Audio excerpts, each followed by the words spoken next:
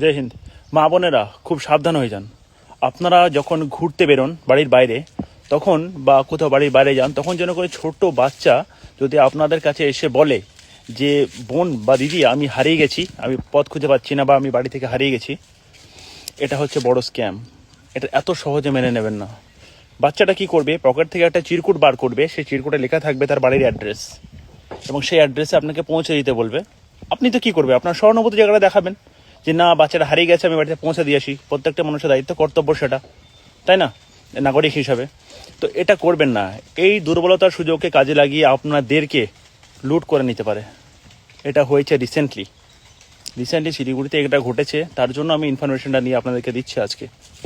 যে একটা ছোটো বাচ্চা এসে বলেছে যে আমাকে বাড়িতে পৌঁছে দিন, এবং সে বাড়িতে পৌঁছাতে গিয়ে তারপরে তার কাছে যত যা গয়না ছিল, ফোন ছিল, তার পার্সে যা টাকা ছিল, সব কিছুই লুট করে নিয়েছে। খুব সাবধান, সতর্ক থাকুন বিষয়।